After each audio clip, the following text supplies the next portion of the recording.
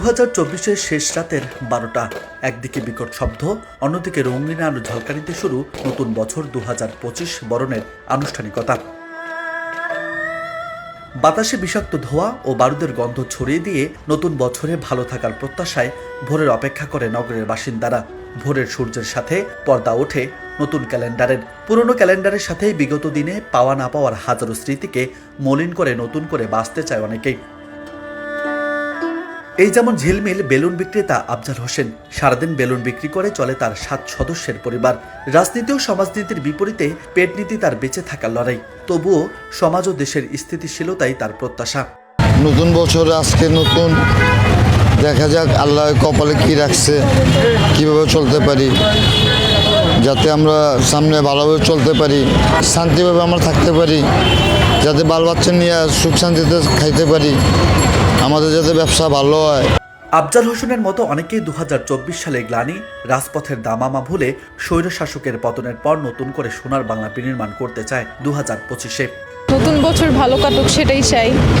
আগের বছরে যা যা করতে পারিনি সেগুলো রেজুলেশন নিয়েছি, এবছর করব। যেহেতু সামনে পরীক্ষার জন্য ভালো প্রস্তুতি নেওয়া, যাতে পরীক্ষাতে একটা ভালো রেজাল্ট করতে পারি।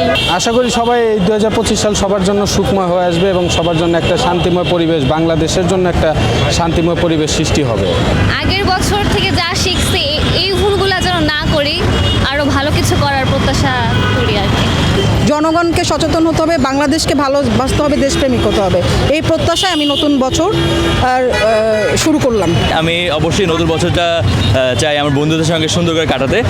বিভিন্ন উৎসবে যেমন আজকে নতুন বছর শুরু হলো, এরকম উৎসবগুলো যখন আসে সকল একত্রে মিলে আনন্দ করা, উপভোগ করা এবং সবার বিপদে তো পাশে থাকবেই, সুসময়গুলোও ভাগ করা, দুঃখগুলোও ভাগ করে পাশে থাকা। নতুন বছর নতুন কিছু শুরু হবে, নতুন বাংলাদেশ দেখব।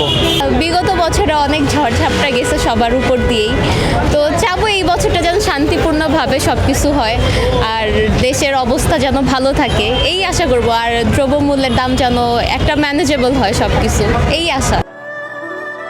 নতুন বছর হবে স্বপ্ন সমৃদ্ধির। ভালো থাকবে সকল প্রাণীকুল, সমাজ হবে জনতার, মানবতার মায়া দিয়ে রঙিন হবে প্রতিটি জীবন। 2025-এ এসবের পূর্ণতাই হবে বড় প্রাপ্তি, এমন প্রত্যাশা সকলের। রাজু আহমেদ, বার্তা 24।